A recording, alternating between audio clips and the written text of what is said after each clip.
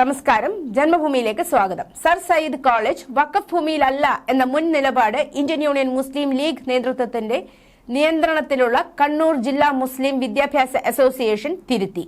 വിഷയം സിപിഎമ്മും ബിജെപിയും രാഷ്ട്രീയമായി ഉപയോഗിക്കാൻ ശ്രമിക്കുന്നുവെന്ന് കണ്ടാണ് മലക്കം മറിച്ചിൽ.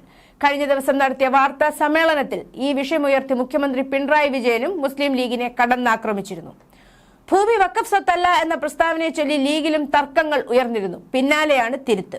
ലീഗ് അനുഭാവികളിൽ ചിലർ പാർട്ടി അധ്യക്ഷൻ പാണക്കാട് സയ്യിദ് സാദിഖ് അലി ശിഹാബ് തങ്ങളുടെയും ദേശീയ ജനറൽ സെക്രട്ടറി പി കെ കുഞ്ഞാലിക്കുട്ടിയുടെയും ഇടപെടലും ആവശ്യപ്പെട്ടിരുന്നു. തളിപ്പറമ്പ് ജമാഅത്ത് പള്ളി ട്രസ്റ്റ് കമ്മിറ്റിയിൽ നിന്ന് കോളേജിനായി പാട്ടത്തിന് നൽകിയ ഭൂമി വഖഫ് സ്വത്തല്ല, നരിക്കാട്ട് ഏറ്റിശ്ശേരി ഇല്ലത്തിന്റേതാണ് എന്നായിരുന്നു മാനേജ്മെന്റ് കമ്മിറ്റി ഹൈക്കോടതിയിൽ വാദിച്ചത്. എന്നാൽ ഹൈക്കോടതിയിൽ സമർപ്പിച്ച ഹർജിയിൽ ചില പിഴവുകൾ സംഭവിച്ചു എന്നാണ് കണ്ണൂരിലെ ലീഗിന്റെ ജില്ലാ നേതാക്കൾ ഇപ്പോൾ പറയുന്നത്. കോളേജ് ഭൂമിയുടെ തണ്ടപ്പേർ മാറ്റുന്നതുമായി ബന്ധപ്പെട്ട് അഭിഭാഷകർക്ക് സംഭവിച്ച സാങ്കേതിക പിഴവാണ് വിവാദത്തിന് ആധാരമെന്നാണ് നേതാക്കളുടെ അവകാശവാദം. പിഴവ് തിരുത്താൻ നിർദ്ദേശം നൽകിയിട്ടുണ്ടെന്നും നേതാക്കൾ വ്യക്തമാക്കി. വഖഫ് ഭേദഗതി നിയമത്തിനെതിരെ സുപ്രീം കോടതിയിൽ സമർപ്പിച്ച ഹർജിയിൽ അവകാശ തർക്കം.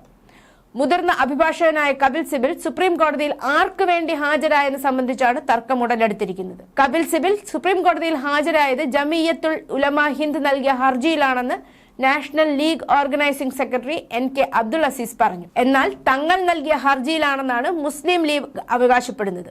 മുസ്ലിം ലീഗ് കള്ളം പ്രചരിപ്പിക്കുകയാണെന്നും കപിൽ സിബലുമായി ഒത്തുചേർന്ന് എട്ടുകാലി മമ്മൂഞ്ഞ് ചമയുകയാണെന്നും അബ്ദുൾ അസീസ് ആരോപിച്ചു. മുസ്ലിം ലീഗ് ചെയ്യേണ്ട സമയത്തൊന്നും ചെയ്യാത്തതുകൊണ്ടാണ് സുപ്രീം കോടതിയിലെ ആദ്യ 5 ഹർജികളിൽ ഉൾപ്പെടാതെ പോയതെന്നും അദ്ദേഹം പറഞ്ഞു. വഖഫ് ഭേദഗതി നിയമത്തിനെതിരെ ദേശീയ തലത്തിൽ CPIM-ഉം കോൺഗ്രസും ശബ്ദമുയർത്തിയെങ്കിലും കേരളത്തിലെ വിവാദത്തെ തുടർന്ന് പ്രചാരണത്തിൽ അവർ നിശബ്ദരാണ്.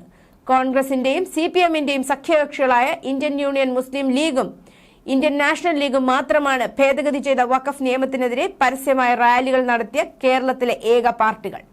കാരണം CPIM, കോൺഗ്രസ് എന്നിവ തങ്ങളുടെ ഹിന്ദു ക്രിസ്ത്യൻ അടിത്തറകളെ ഏകീകരിക്കാൻ ആഗ്രഹിക്കാത്തതിനാൽ കേരളത്തിൽ അതിനെതിരെ പ്രതിഷേധങ്ങൾ നടത്തുന്നതിൽ നിന്ന് വിട്ടുനിൽക്കുകയാണ്. സംസ്ഥാനത്ത് വഖഫ് സ്വത്ത് തർക്കം എങ്ങനെ ഉടലെടുത്തു എന്നതാണ് CPM-ഉം കോൺഗ്രസും ഈ വിഷയത്തിൽ ശ്രദ്ധാപൂർവം ഇടപെടുന്നതിന്റെ ഒരു കാരണം. എറണാകുളം ജില്ലയിലെ മുനമ്പത്ത് 600ഓളം ക്രിസ്ത്യൻ ഹിന്ദു കുടുംബങ്ങൾ തലമുറകളായി താമസിക്കുന്ന 404 ഏക്കർ ഭൂമിയിൽ കേരള സംസ്ഥാന വഖഫ് ബോർഡ് വളരെ കാലമായി അവകാശവാദം ഉന്നയിക്കുന്നുണ്ട്.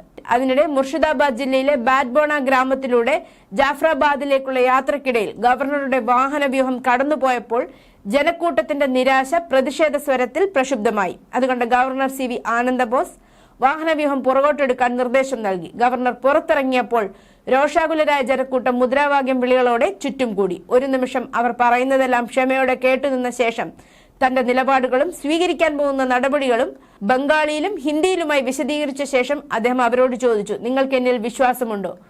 വായു പുണ്യാഹോ പുണ്യാഹോ, രാജ്യപാൽ ജയ് ഹോ എന്ന് ആർത്ത് വിളിച്ച് അവർ ഒന്നോടെ കരഘോഷം മുഴക്കി അഭിവാദ്യം അർപ്പിച്ചു.